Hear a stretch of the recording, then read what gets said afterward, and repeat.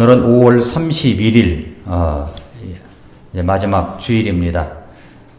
주일마다 우리는 축제입니다. 그래서 함께 모여서 예배를 드립니다. 그러나 어떤 일을 하다 보면은 우리는 실망할 때가 있고 낙심할 때가 꼭 있습니다. 어떤 일을 시도하려고 하면 문제가 뭐냐면 외부에서 나를 공격하는 일들이 벌어지기도 하고 내 안에서 벌어지는 일들이 일어납니다. 두 가지 일이 일어나요. 느헤미야는 지금 성벽 재건이라고 하는 막중한 사명을 안고 일을 하고 있습니다. 성벽 재건의 이유가 무엇이라고 했습니까? 이스라엘 백성들이 바벨론의 포로로 잡혀가서 70년간 포로 생활을 하고 식민지 생활을 했는데 이제 그것에서 벗어나서 우리가 하나님 앞에 예배를 회복하고 우리의 마음을 새롭게 하자라는 마음에서 성벽을 쌓아서 이것이 쌓여짐으로 말미암아 예루살렘을 회복하여 우리가 하나님 앞에 예배드리는 것을 회복하자는 의미가 있습니다. 그래서 이제 성벽 재건을 쌓는 것입니다. 재건을 하는 것입니다. 그 일이 굉장히 의미가 있고 중요한 일입니다. 그래서 느헤미야가 그런 일을 이루었다고 하는 것을 성경을 통해서 알 수 있고 느헤미야를 계속 읽다 보면 계속 백성들이 모여가지고 결국 말씀으로 부흥이 일어나는 그런 결과들을 볼 수가 있습니다. 이들은 바벨론이라고 하는 곳에서 70년간 포로 생활을 했습니다. 여러분, 우리가 일제 36년간 압박을 받고 나라 잃은 서름을 안고 있는 것이 지금도 앙금이 남아가지고 일본과의 관계가 어려울 때가 있는데 70년간이나 그랬다면 얼마나 마음이 아픔이 있겠습니까? 이스라엘 백성들은 그들이 하나님 앞에 범죄했기 때문에 그런 일이 일어난 겁니다. 그들이 얼마나 마음이 아픈지 시편을 읽다 보면은 그들이 바벨론에서 지었던 시가서가 있어요. 한번 시편 137편을 열어보시기 바랍니다. 시편 137편을 열어보면 이런 그것을 한번 여러분이 바벨론에 지금 포로 생활을 하고 있는 이국 생활을 하고 있는 이스라엘 백성들의 입장에서 나라를 잃은 입장에서 이것을 생각해 보십시오. 하나님을 예배를 잃어버린 입장에서 이걸 생각해 보세요. 시편 137편 우리가 바벨론의 강변에서 거기에 앉아 참으로 시온을 기억하며 울었도다. 시온이 예루살렘이잖아요. 우리가 그것의 한가운데 있는 포도나무들에 우리의 하프들을 걸었나니 거기서 우리를 포로로 끌어간 자들이 우리에게 노래를 요구하며 우리를 피폐하게 한 자들이 우리에게 희락을 요구하여 이르기를 우리를 위해 시온의 노래들 중에 하나를 노래하라 하였도다. 하나님을 찬양하고 경배하는 노래가 있는데 자기들을 위해서 한번 불러보라는 거예요. 그래서 4절에 우리가 어찌 낯선 땅에서 주의 노래를 부르리요. 오 예루살렘아 내가 너를 잊을진데 내 오른손이 자기 솜씨를 잊을지로다. 내가 너를 기억하지 아니하거나 내가 가장 기뻐하는 것보다 예루살렘을 더 좋아하지 아니할진데 내 혀가 내 입찬장에 붙을지어다. 오 주여 예루살렘의 날에 에돔 자손이 말한 것을 기억하소서. 그들이 말하기를 그것을 무너뜨리라 그것의 기초까지 무너뜨리라 하였나이다. 오 멸망받을 바벨론의 딸아 네가 우리에게 베푼 대로 네게 갚는 자가 행복하리로다. 네 어린 것들을 들여다가 돌에 메어치는 자가 행복하리로다. 이렇게 시가서를 줬어요. 그러니까 나라 잃은 사람 하나님을 잃어버린 그 아픔을 노래하는 거죠. 이제 때가 되면 하나님께서 이스라엘 백성들을 고국으로 돌려보내시게 합니다. 느헤미야는 사람들을 이끌고 와서 무너진 예루살렘 성벽을 쌓는 일을 진행하고 있습니다.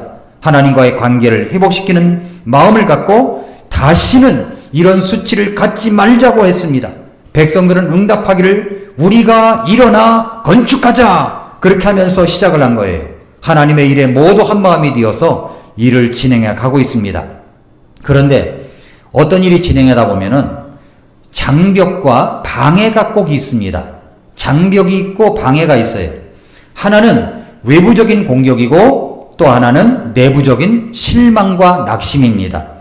지난주에 보았던 말씀은 느헤미야 4장 1절부터 6절 말씀인데 외부적인 공격과 비난과 조롱이 있지만 그럼에도 불구하고 역경에 무릎 꿇은 것이 아니라 하나님께 무릎 꿇음으로 그 일을 시도해 나가고 있는 느헤미야와 이스라엘 백성들의 모습을 보았었습니다. 우리가 어떤 일을 하려고 할 때도 마찬가지입니다. 꼭 바깥에서 공격해 오는 무리들이 있어요. 마귀 사탄이 공격을 합니다. 주변에 시기하는 사람들이 방해를 합니다. 그런데 이번에는 또 다른 장벽이 옵니다. 그것은 바로 내부적인 실망과 낙심이라는 문제에 부딪힙니다. 이것이 일하는 일꾼들, 다른 사람도 아니고 일꾼들, 성벽을 쌓는 이스라엘 백성들 사이에 전염병처럼 이것이 번져간 겁니다. 실망과 낙심은 사실 전염병보다 더 빠를 수가 있습니다. 아무것도 하기가 싫다. 실망은 우리가 돛담배를 타고 항해해 나가는데 마치 바람을 빼앗아가는 것과 같은 것입니다. 그것은 우리를 실망과 낙심을 하게 함으로 말미암아 우리의 손에서 일을 놓게 함으로 하나님과의 관계와 그리고 우리가 하나님을 향한 그 열정을 끌어내리는 어쩌면 외부적인 공격보다 더 무서운 것입니다. 사실 실망과 낙심은 마귀가 가장 많이 사용하는 무기예요. 이런 우화가 하나가 있습니다. 마귀가 쓰는 도구들, 장비들을 이제 전시해 놓고 값을 매겨 놨습니다. 마귀의 쫄개들이 와가지고서 그 전시를 봤어요. 그래서 이제 거기에 진열된 무기를 보니까 증오라는 무기, 부러움이라는 무기, 시기, 질투, 거짓말, 자존심, 이런 무기들이 쭉 나열되어 있는데 한 무기만 다른 곳에 진열되어 있는 거예요. 다른 룸에. 그런데 그 룸에 있는 무기는 아주 낡았습니다. 그리고 보잘것이 없어요. 그런데 그렇게 따로 진열되어 있고 값도 굉장히 비싸게 매겨진 것입니다. 마귀줄 중에 하나가 저 도구가 왜 이렇게 비싼가 물어봅니다. 왜 이렇게 지금 도구의 이름이 무엇이며 왜 이렇게 비싸냐 그랬더니 마귀가 말하기를 그 무기는 실망과 낙심이라는 무기다. 그것은 어떤 무기보다도 사용 가치가 있는데 나는 다른 연장 무기를 써서 안 되면 저 무기를 쓴다. 근데 저 무기를 쓰면은 보통 사람들이 다 걸려 넘어진다. 그래서 내가 이 연장 무기가 이렇게 낡은 이유가 너무 많이 써먹었기 때문에 이렇게 낡은 것이다. 근데 사람들이 이 무기가 내가 쓰는 것인 줄을 모르고 있어. 이렇게 회심의 미소를 지으며 설명을 하더랍니다. 마귀 사탄은 지금 우리가 어떤 일을 하려고 하면 실망시키고 낙심을 시키는 일을 합니다. 그래서 우리를 주저앉히려고 하는 거예요. 하나님의 일, 우리가 주님의 몸된 교회를 세우고 사람들을 구령하여 세계 선교를 감당하는 일을 함에 있어서도 마귀 사탄은 우리를 실망하게 만들고 낙심하게 만들 때가 있습니다. 별 일도 아닌데 삐지는 경우가 있어요. 대수롭지 않은 일을 통해서도 낙심하게 만듭니다. 실망과 이 낙심의 바이러스는 그 어떤 바이러스보다도 강합니다. 이것에 감염이 되면 주저앉게 됩니다. 무너지게 됩니다. 오늘 본문에서는 느헤미야를 중심으로 예루살렘 성벽 재건을 하는 이스라엘 백성들이 이 실망과 낙심이라는 바이러스가 찾아와 일을 중단하고 있는 이야기가 나옵니다. 먼저 외부적인 공격은 계속되고 있었어요. 4장 7절부터 9절을 보십시오. 그러나 산발락과 도비아와 아라비아 사람들과 암몬 족속과 아스돗 사람들이 예루살렘 성벽이 세워지고 그 무너진 곳이 메워지기 시작한다는 것을 듣고는 그때 심히 분노하여 그들이 다 함께 음모를 꾸미고 가서 예루살렘과 싸우고 그 일을 방해하기로 하였더라. 그러니까 우리가 어떤 일을 하면요, 마귀 사탄이 배가 아파가지고 어쩔 줄 몰라 하는 거예요. 분노하고 음모를 꾸미고 싸우려고 하고 덤벼든다는 겁니다. 하나님의 일을 할 때 똑같습니다. 그러나 어떻게 했습니까? 9절에 보니까 그럼에도 불구하고 우리 하나님께 기도하며 그들로 인하여 밤낮으로 그들을 향해 파수꾼을 세웠다라고 이야기를 하고 있습니다. 여러분, 아마도 예루살렘 성벽이 재건이 되면 여기서 시기하고 질투하고 음모하고 방해하려고 하는 사람들이 자기들이 받았던 기득권의 이익들이 손해가 날까봐 그렇지 않는가 생각이 됩니다. 하나님과의 관계 회복을 위한 거시적인 안목으로 어떤 일을 바라보는 것이 아니라 당장에 자기 앞에 닥친 손해를 어떤 이익을 잃을까봐 그렇게 방해하고 음모를 꾸미고 있는 것입니다.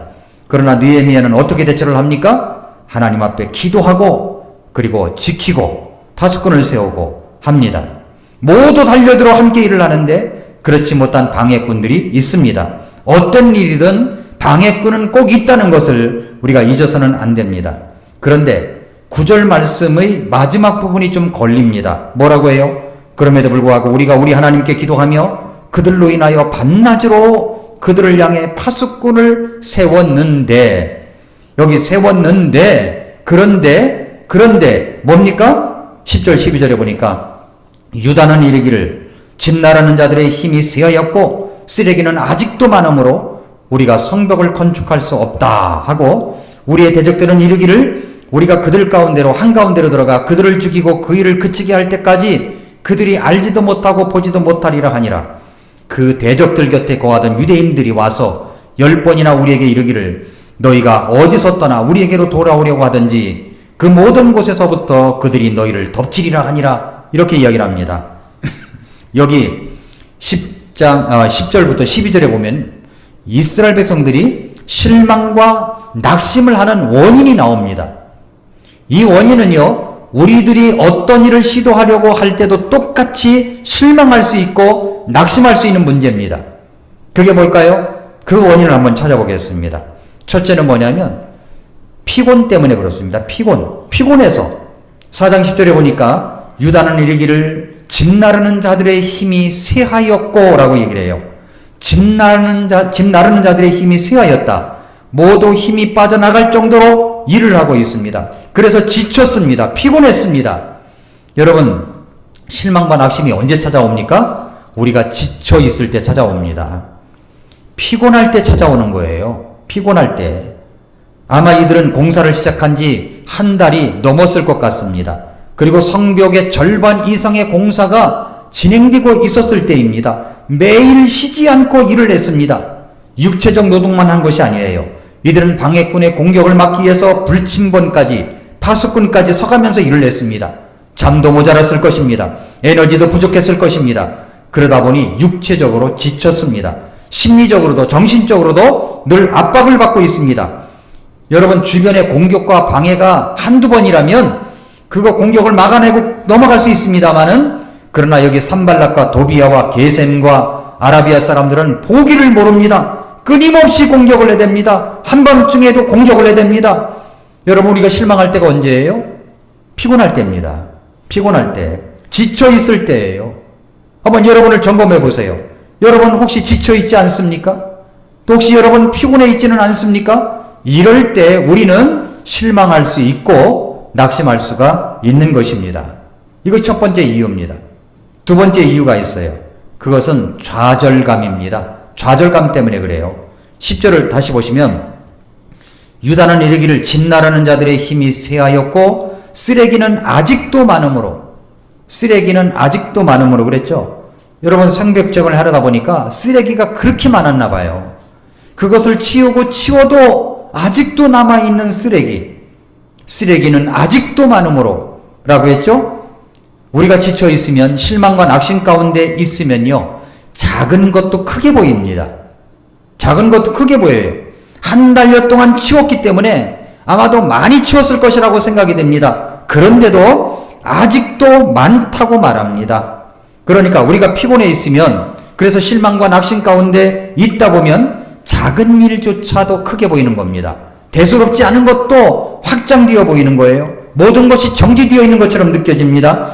진척이 없는 것처럼 느껴집니다. 열정은 찬물을 끼워진 것처럼 같습니다. 우리의 상상력과 통찰력은 녹이 슬어서 눈물이 흐르는 것처럼 느껴집니다. 우리가 해야 할 좋은 동기부였던 것들은 어디론가 사라져버리고 그저 피곤한 것, 그저 내 앞에 닥친 일들, 이런 일들만 보이게 되는 거죠. 이것이 바로 좌절감입니다. 좌절하면 작은 것도 크게 보이는 겁니다. 메뚜기 컴플렉스에 걸리는 거죠. 세 번째는 비관적인 생각입니다. 10절을 다시 보시면 유다는 이르기를 집 나르는 자들의 힘이 쇠하였고 쓰레기는 아직도 많으므로 우리가 성벽을 건축할 수 없다. 여기 실망과 낙심은 우리를 비관적으로 생각하게 만들죠. 처음에 그들은 느헤미야의 열정적인 이야기를 들었었습니다. 느헤미야 2장 17절에서 느헤미야는 이렇게 호소했었죠. 그 뒤에 내가 그들에게 이르기를 우리가 당하는 고난을 너희가 보는도다. 예루살렘이 피폐하고 그것들의 성문들이 불탔으니 오라 우리가 예루살렘 성벽을 건축하여 다시는 수치거리가 되지 말자, 이렇게 이야기를 했습니다. 그렇게 그들은 그동안 70년 동안이나 고난을 당했습니다. 지금도 당하고 있어요. 예루살렘의 피폐한 모습을 볼 때마다 가슴이 저려왔습니다. 불에 타버린 성문을 볼 때마다 가슴이 찢어지듯 아팠습니다. 그래서 이제 우리가 예루살렘 성벽을 건축하여 다시는 수치거리가 되게 하지 말자는 것입니다. 그 호수에 백성들은 공감했습니다. 맞는 말이었어요. 이제야 빛이 보이기 시작했습니다. 그래서 무너진 성벽을 쌓는 일부터 시작하자는 겁니다. 그래서 백성들은 외쳤습니다. 우리가 일어나 건축하자. 2장 18절에 그렇게 응답했었잖아요. 그런데 지금 뭐라고 말합니까? 피곤하고 지쳐서 비관적인 생각만 드니까 뭐라고 말을 해요? 우리가 성벽을 건축할 수 없다라고 이야기를 합니다. 아니 이게 무슨 말입니까? 우리가 일어나 성벽을 건축하자고 했지 않았습니까? 그래서 그 선한 일을 시작한 겁니다. 성경은 그 일이 선한 일이라고 정확하게 이야기를 하고 있어요. 그 선한 일조차도 우리가 성벽을 건축할 수 없다고 그렇게 비관적으로 말을 합니다. 이 비관적인 생각, 미비관론은 우리 스스로의 확신을 무너지게 만듭니다. 이것이 가장 무서운 실망과 낙심의 원인입니다. 성벽 공사의 반을 이뤘는데 남은 절반은 넘을 수 없는 산과 같이 솟아나 보입니다. 우리는 이것을 알아야 돼요. 어떤 일이든 어떤 일의 중간이 가장 어려운 시기입니다. 중간이. 그러니까 중간을 넘어가면 우리가 중간을 넘어가면 어떤 일을 이루는데 좀 탄력을 받는데 그 중간을 넘어가기가 어려운 거예요. 여러분 학교 다닐 때 여러분이 뭐 수학 정석이니 또 성문 종합영어니 이 생각이 나네. 그런 것들을 할 때 보면은 되게 어디가 다 새카맣니까? 앞부분만 새카매요. 노트를 하나 사더라도 쓰다만 노트가 그렇게 많아요. 그렇지 않습니까? 그러니까 보면은 앞에는 그래도 이제 머릿말도 있고 목차도 있고 빨리빨리 넘어가잖아요. 그런데 뒤에까지 마치는 경우가 별로 없어요. 중간 지점을 넘어가는 것이 그렇게 힘든 겁니다. 어떤 프로젝트도 마찬가지입니다. 어떤 일을 시작하려고 할 때 우리는 동기부여 받아서 열심히 하려고 합니다. 하다 보면 실망과 낙심되는 일이 벌어지는 겁니다. 그런 일이 벌어져요. 그래서 우리는 자꾸만 이제 문제점만 보이죠. 가능성은 보이지 않습니다. 그러다 보니까 실망하죠. 그러다 보니 낙심하는 겁니다. 그 실망과 낙심은 전염병처럼 악한 바이러스처럼 이게 퍼지게 되는 겁니다. 더 빨리 전염이 돼요. 무증상 환자도 있어요. 네 번째는 뭐냐면 실망의 원인이 불안이 가중되는 겁니다. 불안은 계속 불안을 낳아요. 또 불안합니다. 4장 11절 12절 보면 우리의 대적들은 이르기를 우리가 그들 가운데로 한가운데로 들어가 그들을 죽이고 그 일을 그치게 할 때까지 그들이 알지도 못하고 보지도 못하리라 하니라. 그 대적들 곁에 거하던 유대인들이 와서 10번이나 우리에게 이르기를 너희가 어디서 떠나 우리에게 돌아오려고 하든지 그 모든 곳에서부터 그들이 너희를 덮치리라 하니라. 왜 불안합니까? 그러잖아도 지치고 실망스럽고 밖의 종들은 언제 공격할지 모릅니다. 그런데 대적들이 또 이야기를 하는 거예요. 내심 불안도 하고 내심 어떤 피곤도 하고 지쳐있고 실망스러운데 외부에서 또 불안을 가중시킵니다. 뭐라고 얘기해요? 우리가 그들 한가운데로 들어가서 그들을 죽여버리고 그 일을 그치게 할 때까지 알지도 못하고 보지도 못하게 하리라. 무서운 이야기만 귀에 들어옵니다. 거기에다가 그 대적들 옆에 있는 사람들이 있어요. 유대인 가운데 그 대적들 옆에 있는 사람들이 있었습니다. 이 사람들이 또 그 이야기를 듣고 와가지고 열심히 일하는 사람들에게 이야기를 합니다. 몇 번이나 이야기했다고 그랬어요? 유대인들이, 그 대적들 곁에 거하던 유대인들이, 다른 사람도 아니에요. 동족입니다. 동족. 그 유대인들이 와서 10번이나 우리에게 이르기를, 10번 치고 안 넘어가는 나무가 없다며요. 어떤 일이든지 똑같은 부정적인 이야기를 10번이나 들었다고 생각해 보세요. 전염이 되는 거예요. 그러니까 똑같이 실망하는 겁니다. 10번이나 와가지고 이야기해요. 10번이나. 숫자까지 여기 성경에 기록되어 있습니다. 꼭 우리가 어떤 일을 하려고 하면 부정적인 이야기를 어서 듣고 와가지고 와서 열심히 일하는 사람들에게 이야기를 합니다. 이야기하는데 아주 위로하는 것처럼 하지만 결국 절망스러운 이야기들이에요. 낙심되는 이야기입니다. 마귀 사탄이 이 짓을 하는 겁니다. 그 옆에 붙어가지고 그런 이야기만 듣고 와서 이야기하는 사람들이 있습니다. 여러분, 왜 그런 얘기를 해요? 성벽 쌓지 못하게 하려고, 하나님의 일을 못하게 하려고 하는 겁니다. 교회를 똑바로 세워나가고 세계 선교를 감당하고 사람들을 구령하고 이 일을 하는 데 있어서 우리를 지치게 만들고 낙심하게 만들고 실망하게 만들고 주저앉히려고 하는 것입니다. 우리는 신앙생활을 잘해보려고 신앙 건축을 잘할 때가 있습니다. 건강해 보려고 건강관리를 잘 해나갈 때가 있습니다. 어떤 프로젝트를 진행해 나갈 때가 있습니다. 그런데 주변에는 부정적인 이야기를 하는 사람들이 있다는 것을 잊지 마십시오. 그 부정적인 이야기하는 사람들, 누구와 친하게 지내십니까, 여러분? 누구의 말을 가장 많이 듣습니까? 열정적으로 하나님의 일을 하는 사람들입니까? 아니면 교회에서 하나님에 대해서 부정적으로 말하는 사람들입니까? 그들 이야기를 듣고 와서 열심히 일하는 사람들에게 부정적인 말만 늘어놓으니 하나님의 일을 하는 사람들이 얼마나 불안불안하겠어요. 바로 이런 불안이 실망과 낙심을 하게 만드는 것입니다. 실망과 낙심은 누구나 찾아올 수 있습니다. 우리에게 새로운 기회를 시작할 때나 그 중간에서나 실망은 찾아올 수 있어요. 심지어는 일을 완성해 놓고서도 찾아올 수 있습니다. 느헤미야는 그 실망과 낙심을 내버려 두지 아니하고 다시 치유하고 일으켜 세우기 위하여 그 다음 단계를 이제 이야기합니다. 자, 두 번째로 우리가 볼 것은 어떻게 우리는 이 실망과 낙심을 극복할 수가 있느냐 하는 것입니다. 첫째 단계는 잠깐 멈추고 관찰하라는 겁니다. 잠깐 멈추고 생각해 보라는 거예요. 4장 13절에 그러므로 내가 성벽 뒤 낮은 곳과 높은 곳에 백성을 세우되 곧 내가 그들의 가족대로 그들의 칼과 창과 활을 가진 채 서게 하고, 일단 느헤미야는 공사를 중단시켰습니다. 그리고 이제 정렬을 가다듬는 거죠. 그 당시 더 이상의 방법이 없었습니다. 긴장을 풀고 육체의 필요를 풀기 위한 휴식이 필요하다는 것을 생각하였기 때문입니다. 활줄을 계속 잡아당기면 활이 부러진다는 히랍의 격언이 있습니다. 여러분의 삶이라는 활줄을 팽팽히 당겨져 있습니까? 근간에 늦추어 본 적은 있습니까?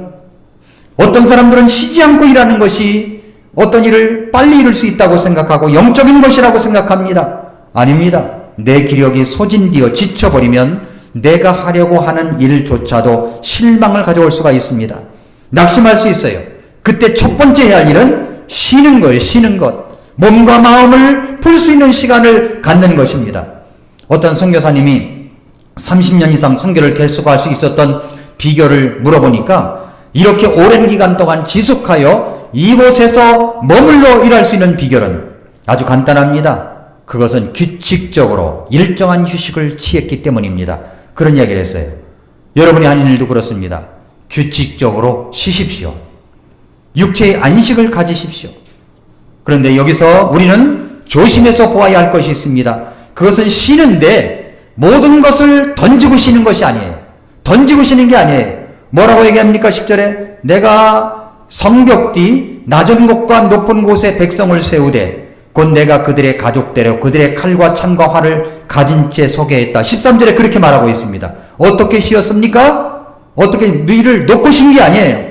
놓고 쉰 게 아닙니다. 가족대로 칼과 창과 활을 가진 채 멈추게 했습니다. 쉬게 했습니다. 쉰다고 해서 하던 일을 던져버리고 쉬는 게 아니에요. 쉬는 이유는 그 일을 계속하기 위함이지 던져버리고 안 하기 위한 쉼이 아닙니다.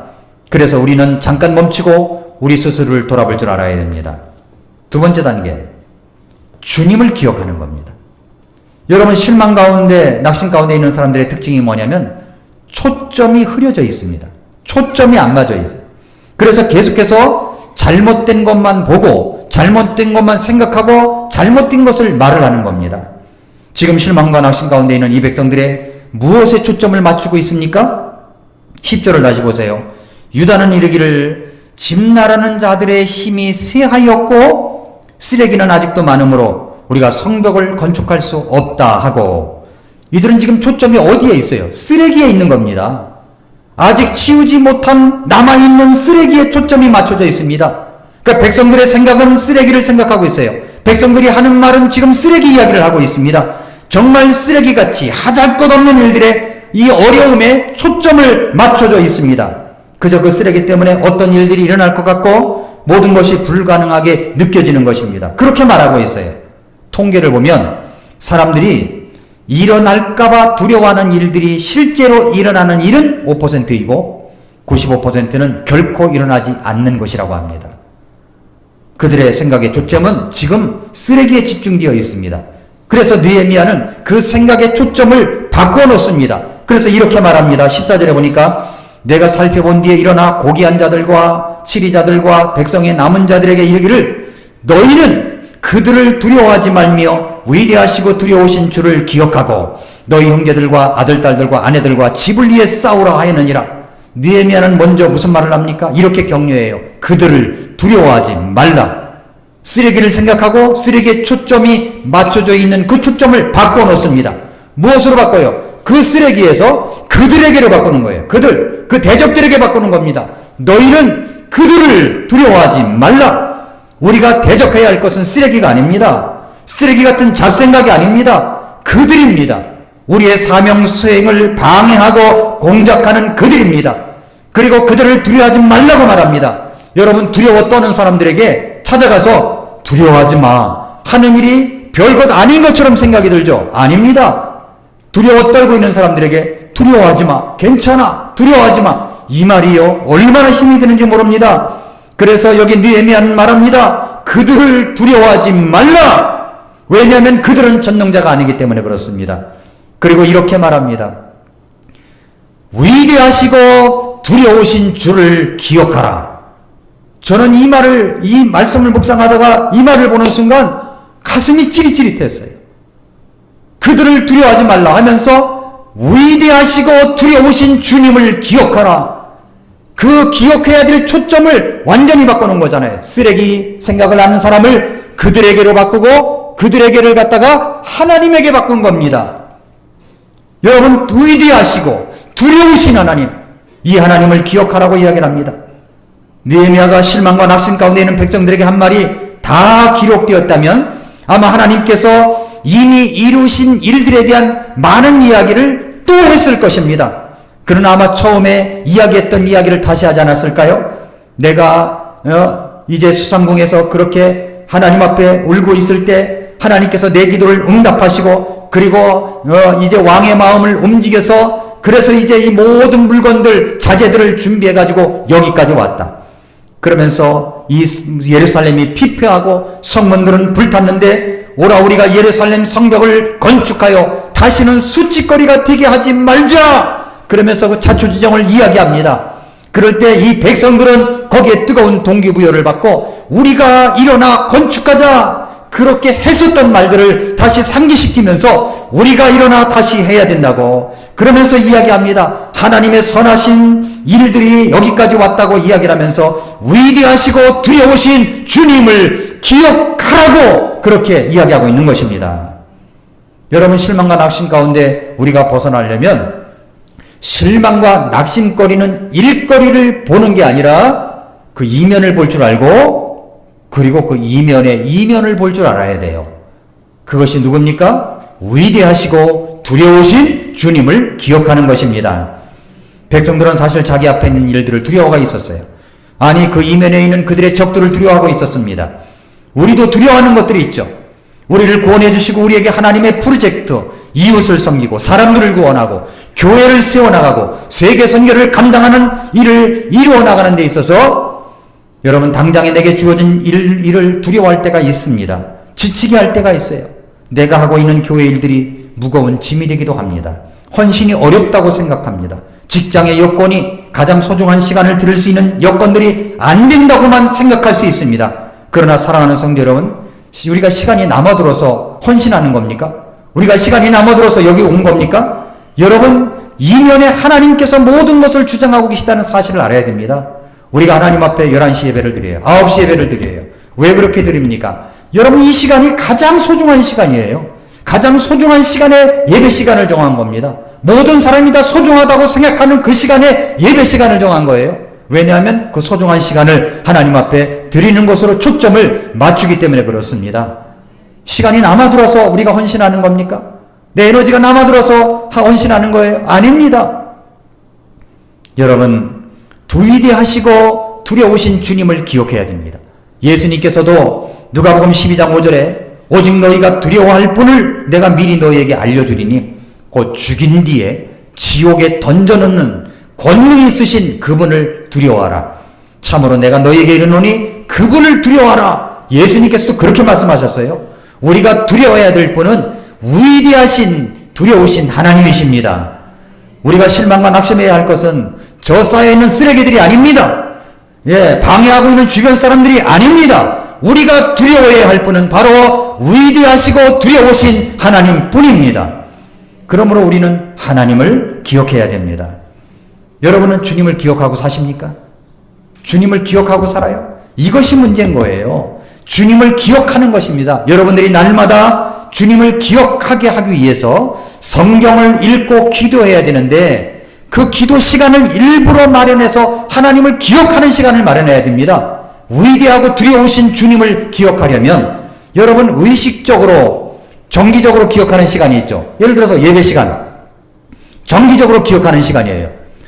뿐만 아니라 의식적으로 기억을 하게 해야 할 시간이 있습니다. 아침에 일어나서 기도하는 것. 여러분이 날마다 말씀을 전하는 미라클 모닝 말씀을 듣는 것. 이건 의식적으로 기억하게 하는 시간이에요. 그래서 주님을 기억하는 거죠. 위대하고 두려우신 주님을 기억하는 거죠. 그리고 습관적으로 주님을 기억하게 해야 됩니다. 습관적으로 나는 점심 먹고 30분은 성경을 읽을 거야. 나는 점심 먹고 10분은 하나님과의 기도 시간을 가질 거야. 이건 의식적으로 습관적으로 주님을 기억하게 만드는 시간들입니다. 이런 시간들을 갖고 있어야 됩니다. 위대하고 두려우신 주님을 기억할 수가 있는 것입니다.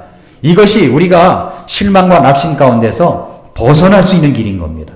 이런 것도 하지 아니하고 여러분이 실망해서 낙심해서 어떻게 벗어날 수가 있습니까? 사람의 방법으로는 될 수가 없어요. 하나님의 방법을 따르시기를 바랍니다. 세 번째 단계, 생활의 균형을 유지하십시오. 무슨 말이냐면 14절을 다시 보시면 내가 살펴본 뒤에 일어나 고귀한 자들과 치리자들과 백성의 남은 자들에게 이르기를 너희는 그들을 두려워하지 말며 위대하시고 두려우신 주를 기억하고 너희 형제들과 아들, 딸들과 아내들과 집을 위해 싸우라 그랬어요. 여기 싸움 이야기를 합니다. 싸워야 된다는 얘기를 하고 있어요. 싸워라. 싸우라. 지금 우리는 전쟁 중입니다.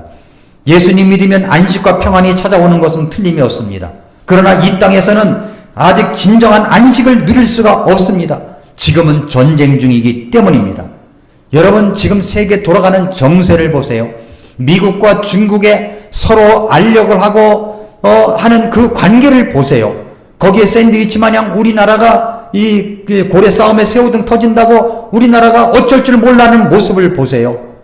여러분 중국에 대해서 나쁘게 이야기했다고 중국에서 호주를 아주 어렵게 만드는 그 광경을 한번 생각해 보세요.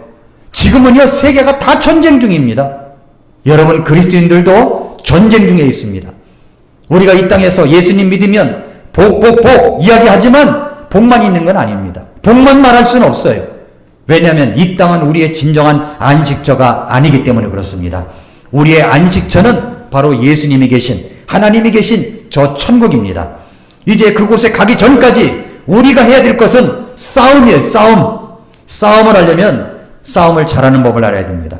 내 몸을 내가 지키고 우리 가정을 지키고 이 나라를 지켜야 되기 위해서는 싸움을 잘하는 법을 알아야 돼요. 싸우라 그랬죠. 싸우라. 누구를 위해 싸워야 돼요? 너희 형제들과 아들, 딸들과 아내들과 집을 위해 싸우라. 왜냐하면 전쟁에 무너지면 내 사랑하는 형제들, 내 사랑하는 아들, 딸들, 내 사랑하는 아내, 배우자들, 그리고 내 집도 다 없어질 수가 있기 때문에 그렇습니다. 그러니까 싸우라는 거예요. 그러니까 지금 전쟁 중이라는 겁니다. 느헤미야 4장 13절에 보니까 4장 13절에 그러므로 내가 성벽 뒤 낮은 곳과 높은 곳에 백성을 세우되 곧 내가 그들의 가족대로 그들의 칼과 창과 활을 가진 채 서게 했다고 그랬어요. 지금 전쟁 중이기 때문에 그런 것입니다. 어떤 것을 건축한다는 것은 어려움이 동반되는 일입니다. 예수님을 믿으면 복만 강조하는 것은 올바른 말씀이 아니에요. 예수님을 따라가는 것은 쉬운 게 아닙니다. 왜냐하면 우리의 본향은 이곳이 아니기 때문에 그렇습니다. 그래서 느헤미야는 그들을 두려워하지 말며 위대하시고 두려우신 주님을 기억하고 너희 형제들과 아들, 딸들과 너희 아내들과 집을 위해서 싸우라고 이야기합니다. 그리고 15절, 16절에 그 일이 우리에게 알려졌다는 것을 우리의 원수들이 들으니라. 하나님께서 그들의 계략을 허사로 만드셨으므로 우리가 다 성벽으로 돌아와 각각 자기 일을 하였는데 그때로부터 내 종들의 절반은 그 일에서 일하였고 그들의 다른 절반은 갑옷을 입고 창과 방패와 활을 잡았으며 치리자들은 유다의 온 집 뒤에 있었다라고 얘기를 합니다. 일을 하면서 뭘 했어요? 무기를 잡은 겁니다. 일을 하면서 무기를 잡았어요. 우리도 그렇습니다. 여러분, 우리가 하나님의 일을 하는데 균형이 있어야 돼요. 균형이. 직장 일만 열심히 하는 것이 아니라 하나님의 일도 있다는 것도 알아야 되는 겁니다. 우리는 이 균형을 이룰 줄 알아야 됩니다. 직장이 있는데도 불구하고 하나님의 일만 열심히 한다고 교회 와서만 사는 것도 그것도 잘못된 거죠. 균형을 이룰 줄 알아야 되는 거예요. 사업을 해도 어떤 일을 해도 균형을 이룰 줄 알아야 됩니다. 한 손에는 일을 잡고 한 손에는 방패를 잡고 무기를 잡고 일을 하고 있는 이스라엘 백성들의 모습을 보십시오. 그렇게 우리들도 에베소 6장 10절처럼 하나님의 전신갑주를 입고 영적 싸움을 해야 우리가 실망과 낙심에서 벗어날 수가 있는 것입니다. 마지막 넷째 단계, 실망과 낙심에서 벗어날 수 있는 길. 그것은 서로 돕고 의지하며 일하는 것입니다. 서로 돕고 의지하며 일하는 거예요. 자, 16절부터 23절까지 제가 읽겠습니다. 그 사이에 여러분이 우리라는 말이 몇 번 나오는가 한번 세보십시오. 우리라는 말. 그때로부터 내 종들의 절반은 그 일에서 일하였고, 이런다는 말이 나오죠? 일하였고, 그들의 다른 절반은 갑옷을 입고 창과 방패와 활을 잡았으며, 치리자들은 유다의 온 집 뒤에 있었고, 성벽을 건축하는 자들과 집 나르는 자들은 짐을 지는 자들과 더불어 각각 한 손으로는 그 일에서 일을 하며, 다른 손에는 병기를 잡았으니, 건축자들이 각각 자기 옆에 칼을 찬 채 그렇게 건축하였고, 나팔 부는 자는 내 곁에 있었느니라. 내가 고귀한 자들과 치리자들과 백성의 남은 자들에게 이르기를 그 일은 크고 광대하여 우리가 성벽 위에서 서로 멀리 떨어져 있으니 그러므로 너희가 어디서든지 나팔 소리를 듣거든 거기로 모여서 우리에게로 나아오라. 우리 하나님께서 우리를 위하여 싸우시리라 하였느니라. 이와 같이 우리가 그 일에서 수고하였는데 그들의 절반은 동틀 때부터 별이 보일 때까지 창을 잡았고 마찬가지로 바로 그때 내가 백성에게 이르기를 각 사람은 자기 종과 함께 예루살렘 안에 머물라 하였으니 이것은 그들이 밤에는 우리를 위해 보초를 서게 하고 낮에는 수고하게 하려 함이었느니라. 이처럼 나나 내 형제들이나 내 종들이나 나를 따라 보초 서는 사람들이나 우리 중의 어느 누구도 각 사람이 빨려고 옷을 벗는 경우에는 옷을 벗지 아니하였느니라. 자, 우리라는 말이 몇 번 나와요? 7번 나오죠. 이들은 함께하는 공동체였습니다. 이들은 서로서로 도왔어요. 서로서로 의지했다는 겁니다. 우리라는 말은 서로서로라는 말이에요. 서로서로 함께했다는 말입니다. 지도자 중심 아래 똘똘 뭉쳐서 일사불란하게 하나님의 이 프로젝트 느헤미야의 성벽 재건을 수행할 수 있었습니다. 그래서 52일 만에 이룬 거예요. 이건 놀라운 프로젝트입니다. 어떻게 52일 만에 그 일을 이룰 수 있느냐는 거예요. 왜 그렇게 했습니까? 우리가 우리를 위해 보초서고 우리를 위해 함께하고 우리가 하면서 함께했기 때문인 것입니다. 여러분, 실망과 낙심에서 벗어나려면 우리 의식을 가져야 돼요. 어떤 분이 얼굴에 표정이 안 좋아요. 우리라는 생각을 해야 됩니다. 찾아가서 잘 지내세요? 혹시 무슨 일이 있으세요? 같이 기도할까요? 손을 잡고 기도하면서 위로해주고 격려해주고 함께 울어주고 그리고 함께 힘을 실어주는 것. 이것이요 실망과 낙심에서 벗어날 수 있는 길입니다. 우리 의식을 가져야 됩니다. 우리 의식. 여러분, 실망과 낙심을 극복하는 길은 서로서로 함께하는 것입니다. 서로서로 돕는 것입니다. 서로서로 대화를 나누며 격려하는 거예요. 서로서로 칭찬을 해주는 것입니다. 서로서로 친절하게 대해주는 것입니다. 사랑을 베푸는 거예요. 서로 짐을 지는 것입니다. 그것이 바로 우리의 실망과 낙심을 극복할 수 있는 길입니다. 우리 예수님께서 이 땅에서 그런 어려운 일들을 당해보셨기 때문에 우리 예수님께서 이렇게 말씀하셨어요. 여러분 한번 히브리서 4장 14절부터 16절을 열어보십시오. 마지막으로 요 말씀만 읽고 마치겠습니다. 히브리서 4장 14절부터 16절. 4장 14절부터 16절. 그런즉 우리에게 위대하신 대제사장 곧 하늘들로 들어가신 하나님의 아들 예수님이 계신 줄 알므로 우리가 우리의 신앙 고백을 굳게 붙들자. 우리의 신앙 고백을 굳게 붙들자 그랬습니다. 여러분, 이 말씀은요, 핍박으로 고통받고 있는 사람들에게 보내어진 편지입니다. 그런데 뭐라고 그랬냐면은 우리에게 위대하신 대제사장 예수님이 계시다는 거예요. 그래서 우리의 신앙 고백을 굳게 붙들자. 그러면서 말하기를 15절에 우리에게 계신 대제사장은 우리의 연약함의 감정을 몸소 느끼지 못하시는 분이 아니에요. 우리 감정을 모르시는 게 아닙니다. 우리의 감정을 몸소 느끼지 못하시는 분이 아닙니다. 모든 점에서 우리와 똑같이 시험을 받으셨을 때, 똑같이 시험을 받으셨어요, 예수님이. 그렇지만 죄는 없으신 분이십니다. 죄는 없으신 분이에요. 그러므로 16절 같이 읽어볼까요? 16절 시작. 그러므로 우리가 긍휼을 얻고 필요한 때 도우시는 은혜를 얻기 위해 은혜의 왕자로 담대히 갈 것이니라. 은혜의 왕자가 어디예요? 바로 우리가 하나님 앞에 예수님의 이름을 가지고 하나님께 나아가는 겁니다. 여기 필요한 때 도우시는 은혜를 얻기 위해, 필요한 때 도우시는 은혜를 얻기 위해 실망과 좌절에 빠져 있습니까? 낙심하십니까? 필요한 때 도우시는 은혜를 얻기 위해 은혜의 왕자로 담대하게 예수님의 이름으로 나아가면 하나님께서 우리를 실망과 낙심 가운데서 건져 주실 것입니다. 믿으십니까? 기도하겠습니다. 이 시간 머릿속에서 기도하겠습니다. 조용히 머릿속에 기도할 때 무슨 일 때문에 실망하셨습니까? 무슨 일 때문에 그렇게 낙심하셨습니까? 왜 이렇게 기가 죽어 있어요?